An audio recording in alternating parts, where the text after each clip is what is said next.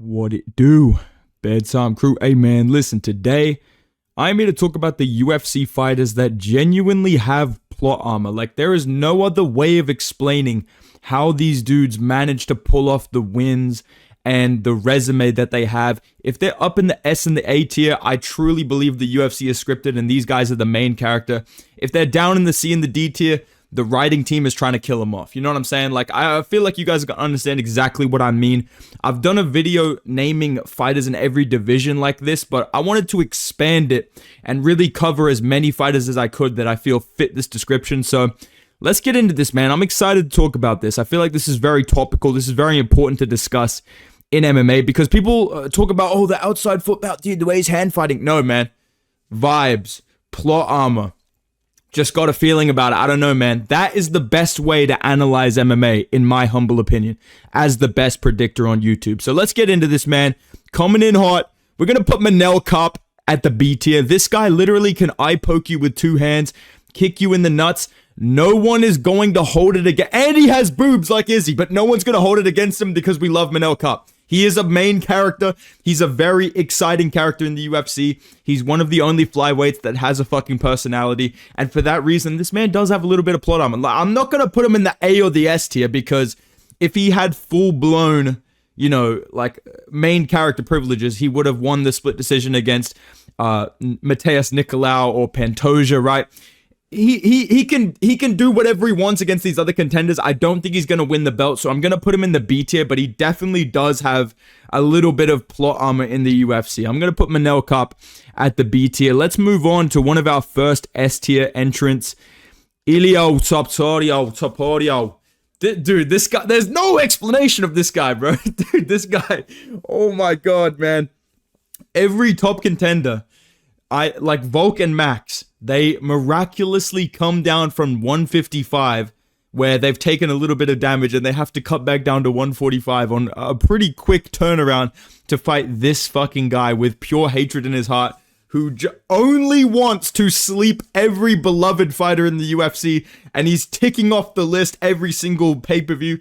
I'm worried for Charles, I'm worried for Dustin, I'm worried for Islam now that people like him. I think Ilia Topuria is definitely like a main villain, like a final boss of the UFC. This guy definitely has an ordained ability to just chin any beloved fighter. Doesn't matter if they've never been knocked out or dropped before, Topuria could still chin you, dude. I think Topuria definitely belongs in the S tier of this category. There's no explaining the run that this evil 5'7" man is on. Like, this guy has pure hatred in his fucking heart, dude. And nothing can stop him. We're gonna put him in the S tier, all right? Next guy to talk about, he just fought, man. And listen, I don't want to exaggerate the quality of this card. Listen, man, Roman Dolidze is going in the B tier. That was like blockhead WrestleMania over the weekend, dude. Apex fights, non-stop finishes, NPCs just going at it, swinging fucking hooks, and Roman Dolidze in the main event puts on a fucking masterclass against Marvin Vettori. This guy managed to find Marvin Vettori at a time where he doesn't have one of his two only attributes. Marvin Vettori, obviously, you guys know, no boxing abilities, no real submission threat. He's not going to KO you. They put up a graphic on the screen of like, Marvin Vettori's never finished a fight past the first round. Why would you display? Why is that worth mentioning to the fans, dude? And then in the corner in round 5, Mike Brown's like, you got to get it. You got to go finish him, Marvin. This guy has no idea who he's dealing with because Marvin Vettori could not get through the plot armor of Roman Dolidze. This guy can fluke a finish over anybody. When he called out Robert Whittaker, a chill went down my spine, dude. Because why can I see this fucking goofy goober caveman clubbing Robert Whittaker in the back of the head and just KOing him, dude? Roman Dolidze has a little bit of plot armor, and it comes through even when he loses clearly. Like, I thought Marvin Vettori very clearly won the first fight that they had, and I thought Nasruddin Imavov 50-44'd him. They had both of those as split decisions, bro. This guy, somebody in the UFC writing department fucked with Roman Dolidze heavily, so we're going to put him in the B tier because he hasn't, you know, fluked a top contender yet. He hasn't won a belt, so we'll put him in the B tier, all right, man? Next guy to talk about, this guy doesn't have plot armor. He's getting written off TV as we speak.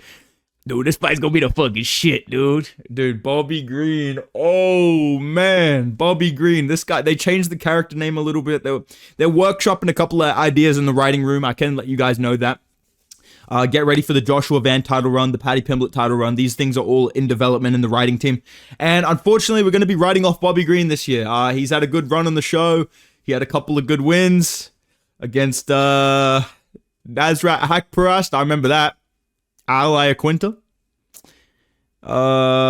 I'm sure there's other people that he beat. I'm sure there is. But listen, dude, Bobby Green is one of the most unlucky people in the UFC. This guy gets slept out cold by Jalen Turner. Literally, like the meme of when you go, yo, early stoppage when someone gets slept. Bobby Green is like what those people want. He is like a CT Society dream highlight reel with that KO.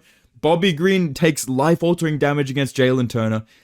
Gets brutalized by fucking Paddy Pimblett. Gets brutalized by Mauricio Rufy. I think that Bobby, even against Dustin Poirier, this guy tries to do his little emoting and just gets chinned. I think Bobby Green is one of the most unlucky people in the UFC. He's going in the D tier, all right, man? Next guy to talk about, listen, I don't think he has a lot of main character energy. I guess I'll say that, and he probably sees himself this way. I bring a lot of luck to and autism to this fight, and let's go for that. Yuri Prochazka, like I said, this guy has main character energy, bro. This guy is a little bit like an anime type main character, bro. Like, even when he gets fucked up by Alex Pereira, he's still bouncing back. He's still able to come back and pull off these crazy wins against Glover Teixeira, Volkan Oezdemir. So I think that even against Dominic Reyes, that's another great example. This guy gets slept out cold with the up kick, lands in side control, wakes back up, and ends up KOing Dominic Reyes. I think that Yuri Prochazka definitely belongs like borderline A tier. I'm gonna put him in the B tier just because I think if he had full-blown plot armor, he would have beat Alex Pereira at UFC 303.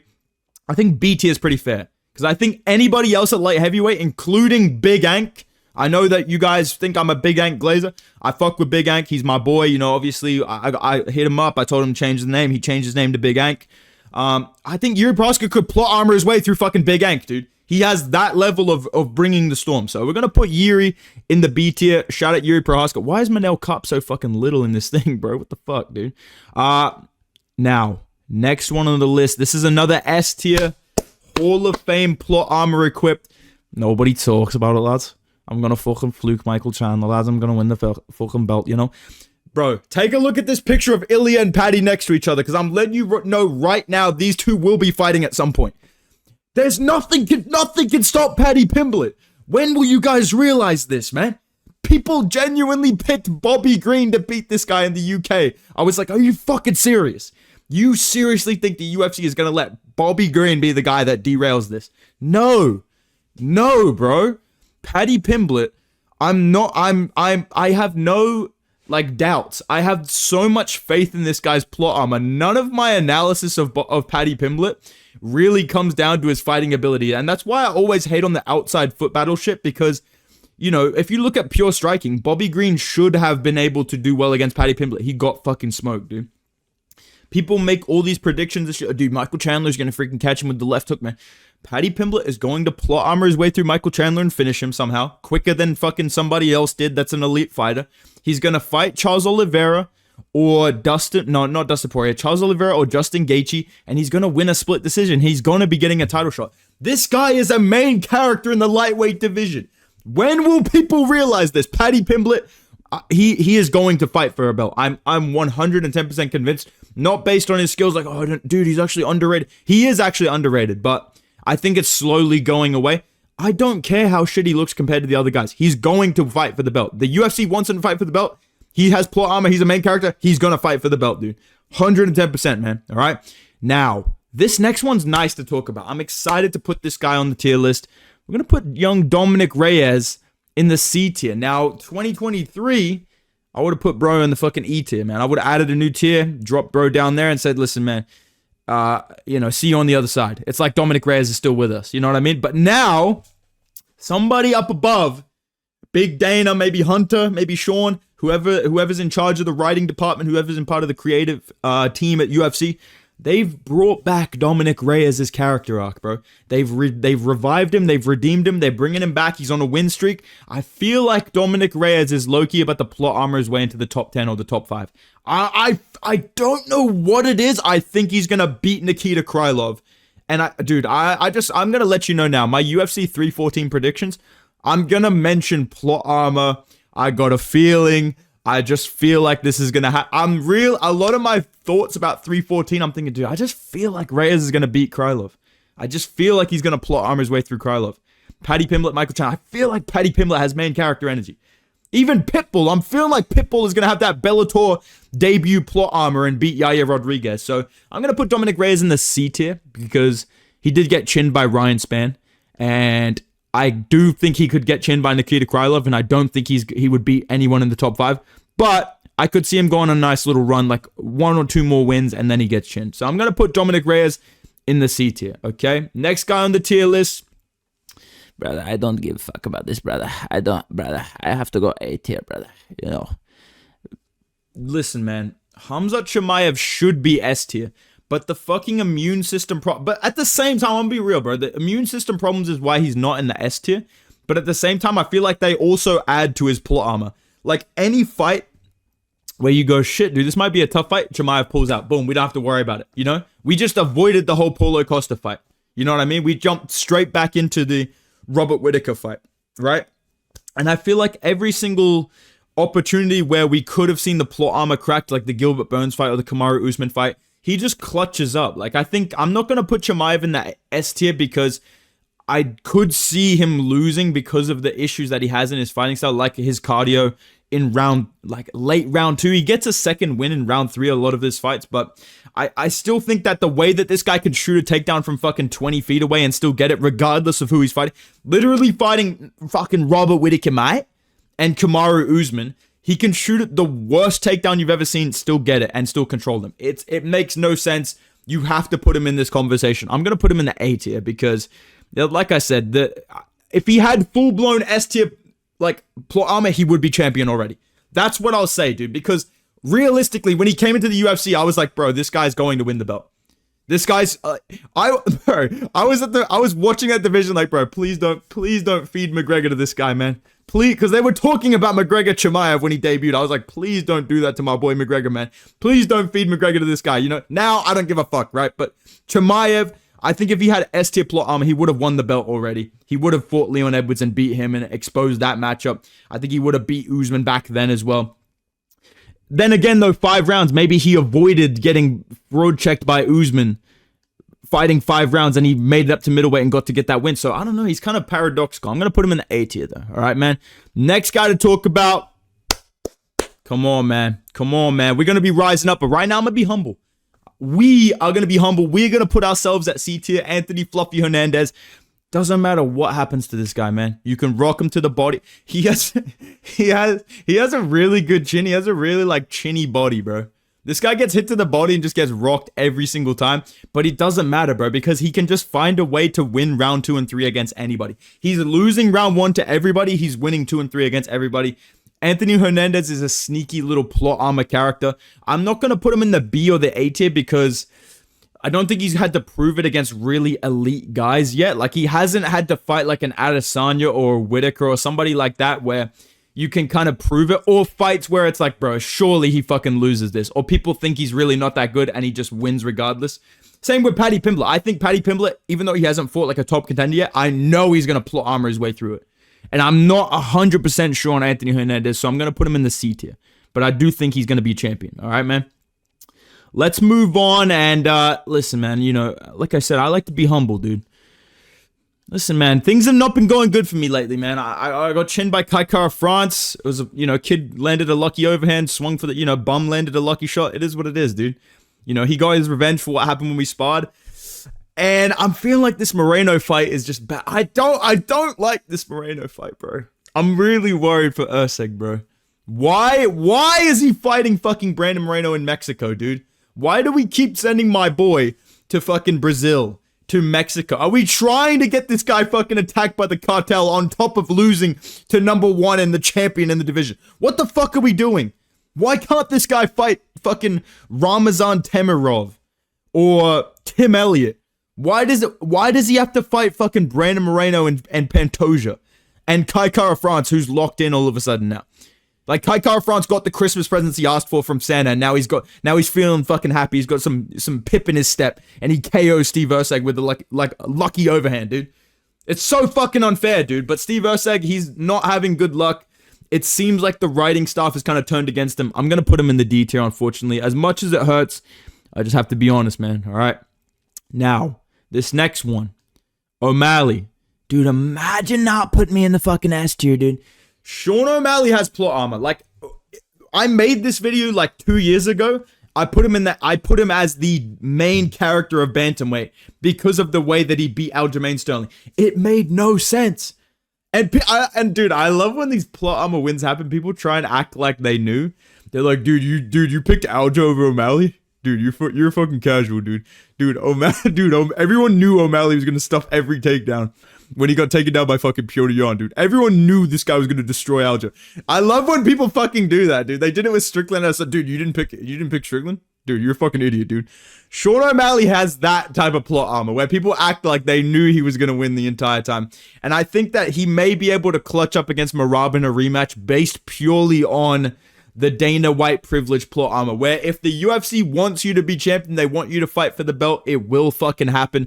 Exactly what's going to happen with Paddy Pimblett, exactly what happened with Ilia Topuria, Chimaev, all these guys. Sean O'Malley's another one. Beat Petr Yan. They said, all right, Sean, just wait. Listen, kid, just wait on the sidelines, dude. We're gonna run Aljo through as many fights as we can. Then we're gonna call him up on short notice. All right, kid. Whatever they want, it does happen via the plot. Unless you're like so goated you can just avoid this shit. Sean O'Malley has plot armor, dude. I could see him beating Merab. I could see him finding a way to beat Umar. I know that that's not a popular opinion. People love to hate on Sean O'Malley, but you cannot deny that this guy, if he goes to a close decision with anybody in this division, like if the Merab fight is any closer than it was, O'Malley gets given that decision. That's just a fact. That's the badges he has equipped. Infinite split decision victories, infinite title shots equipped. This guy's going in the A tier. And another guy that's exactly like that is fucking Alex Pereira. Alex Pereira has like KO power plot armor on top of the Jan Blachowicz fight. Yeah, fuck it. Let's give it to Alex Pereira, you know? The Magomed Ankalaev fight. I thought Ankalaev won, right? I thought Ankalaev won. But when they started reading those scorecards and they're talking about the live odds and shit, like John Anik stressing that you can bet on the live odds. Pereira's an underdog going to the decision right now. Not sure I agree with that. I really thought they were about to show off the plot armor of Alex Pereira, but it did get cracked, so we're going to put him in the A tier as opposed to the S tier. This guy definitely is a main character of the UFC. If that Ankalaev, again, just like the O'Malley fight, if that Ankalaev fight is any tiny bit closer, they give him that decision, even if I don't think he won, right? Even if I thought Ankalaev was the better fighter on that day, they will give this guy a fucking decision if they can. And Alex Pereira gets to fight whoever he wants, whenever he wants. He puts the Ankalaev fight in Ramadan. As soon as Ankalaev gets booked, he gets the Khalil fight at fucking Elevation against the guy with no real reason to be fighting for the belt. Alex Pereira definitely is a plot armor superstar. Even the Izzy fight, like just rising up the division in 4 fights and getting the title. He's the fucking A tier candidate for this. He was S tier, but the Ankalaev fight knocked him down to the A. Yeah, dude, I feel like that he's a very good candidate for this, all right? But this next guy to talk about, listen, man, this is my boy, it's my dog. Curtis Blaydes is going in the C tier, man. The writing team is doing everything they fucking can to prevent this guy from getting the belt. They literally will have this guy get fluked by literally anybody, bro. Like, why the fuck was he beating Derek Lewis? Like, piecing up Derek Lewis, like dominating Derek Lewis. This fucking blob is getting pieced up. Curtis Blaydes is styling on him, jabbing him, leg kicking. The second Curtis Blaydes shoots take that, all of a sudden, Derek Lewis, who gets taken down by fucking Tai Tuivasa, this guy all of a sudden has the timing of a fucking gazelle. Like, this guy has the fucking grace and timing of a fucking cat in an alleyway, dude. Snipes an uppercut perfectly. When have you ever done that to anybody else? How does this guy only pull that off against fucking Curtis Blaydes? That is what I'm saying. Curtis Blaydes has anti-plot armor. He can beat all these other guys in the division. He gets to the main fight, like where he's about to go into a main character status. Something goes wrong. Even the Tom Aspinall fight, he's doing good. Jab, knockdown, Aspinall jumps on his back, bro, just blobs him out with like fucking little ground and pound. You have to stop that fight, dude, you know? So Curtis Blaydes, very unlucky, still very talented. I'm not going to put him in the D tier because his career's not falling apart. He's still a top 5 heavyweight. He still has time in the division. He's not even that old, so I'm going to put Curtis Blaydes in the C tier. I'm going to hope that he can move up into the B or the A tier. Like, come on, man. Give my boy a chance for the belt, man. Come on, dude. Man, it's fucking annoying, but It is what it is, dude. The guy's in fucking C tier, dude. It is what it is, all right? Now, the reason that you are here, I mean, come on, man. DDP's S tier, bro. Bro, I have no idea what you're talking about, bro. This is all... I have the best technique in the UFC, bro. I am coming with spinning back fist, and I put my thumb inside my fist to protect it. You know, I'm coming with, you know, spinning head kicks and everything that I have. I've pulled mount so many times in training for these fights. I don't have plot armor, bro. I'm just the main character. Dricus du Plessis. I thought this shit was gonna run out. I thought this fuckery was gonna end at some point. When he beat Whitaker, I was like, very funny. Very funny. When he beat Strickland by split decision, I'm thinking, all right, dude. Plot armor's running out, man. You go into a split decision with fucking Sean Strickland. And since then, I don't know if he's like upgraded the plot armor or he's actually become like very like skillful, like not just good. Like he was good. Like, I don't know how to explain it. He's good, but he doesn't look good. You know what I mean? But now he's kind of looking good the way that he's fighting. I think Dricus du Plessis is an S tier candidate for this. This guy is literally like a Looney Tunes protagonist in the UFC. Doesn't matter what happens to him, he finds a way to win. I'm certain he's like the only person right now that can beat Khamzat Chimaev purely based on plot armor. Like, if I take away what I know about Dricus du Plessis and I just think who's the better fighter, I think, bro, Chimaev should be able to fucking beat this guy, right? Chimaev's just unstoppable. But Dricus du Plessis, knowing this guy, he'll fucking pull side control, reverse a Das, end up on top, somehow jump a ghillie, get a tap. Like, Dricus du Plessis is just unstoppable via plot armor. So we have to put him in the S tier, man. There's no way around it, dude. He is the definition of plot armor in the UFC. I've got a couple of people left to talk about. And listen, man, this one... Listen. Let me tell you about this kid, Jack Della Maddalena. Listen, my boy kind of has plot armor, bro. That's another reason why I'm picking this guy over below. He kind of has plot armor, dude. Think about it, bro. That Kevin Holland fight, fucking disgraceful judging. I had it 30-27 JDM. I'm not, oh my God. I already know the comments about to be like, fucking, dude, JDM did not win 30-25 against Holland, bro. Like, with the skull emojis and shit. But he deadass pieced up Kevin Holland, and they make it a split decision for Holland. The judges could have easily fucked that up and gave it to Kevin Holland. Same with the Basil Hafez fight, because DC was convinced. He even kind of gaslit me. I was like, shit, did JDM lose that fight, bro? You know what I mean? Was that a robbery? Because people got gaslit by the Basil Hafez fight, right? Even the fucking Burns fight, he's down 2-0 somehow on the scorecards, but he clutches up. He does have clutch gene. He does have plot armor. If he beats Bilal Muhammad, especially if he's losing and then he pulls off a KO, bro, put him in the S tier, dude.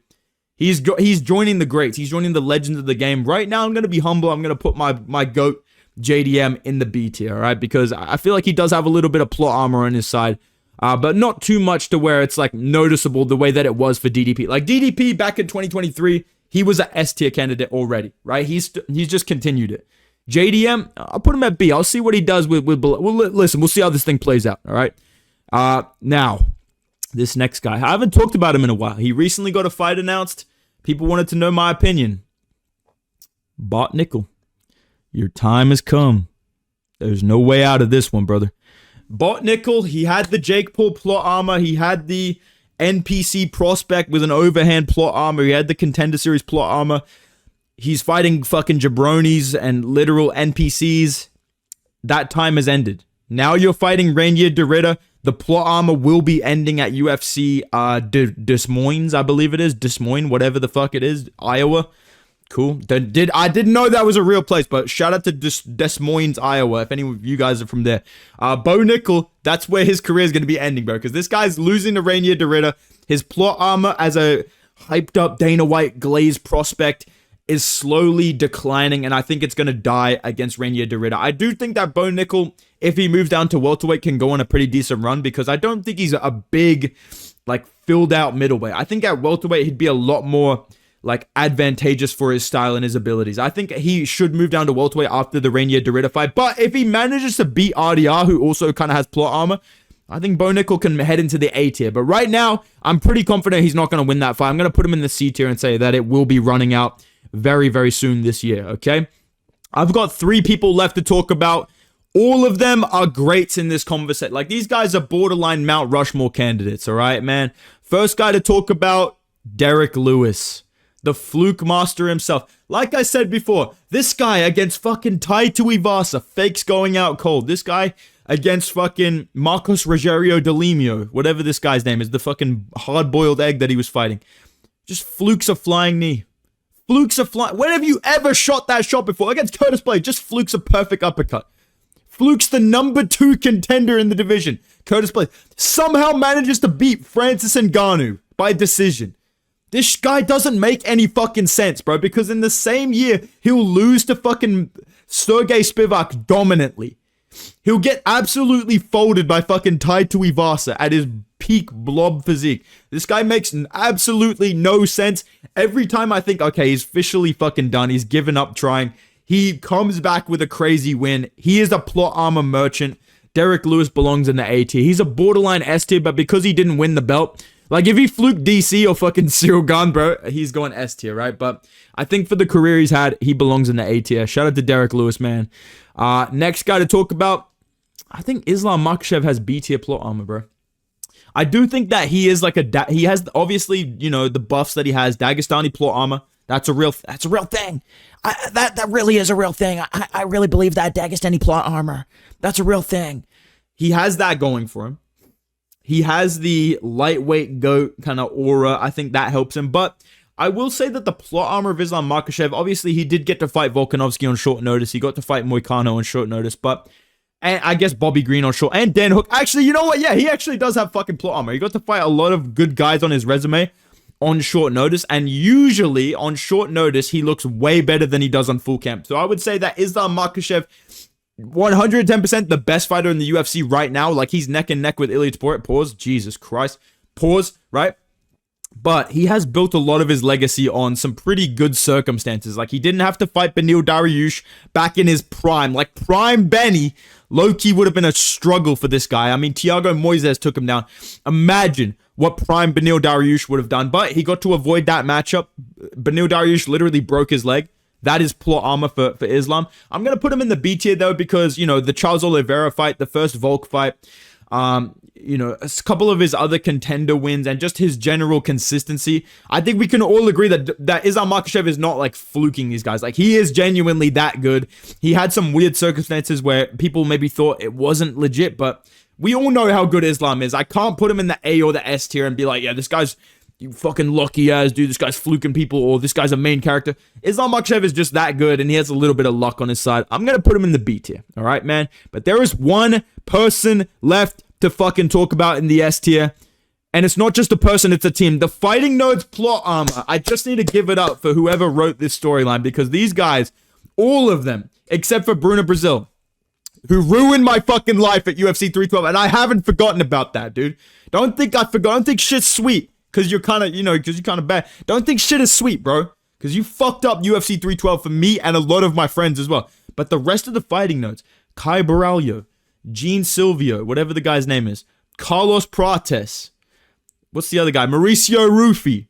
These guys all have fucking plot armor. They're all undefeated in the UFC. They're KOing everybody. They're able to beat all these guys in any sort of way. They have obviously a very good system there at the Fighting Nerds gym. The coaches clearly put a lot of time into tape study. You can see how well these guys know their opponent's movements and their go-tos.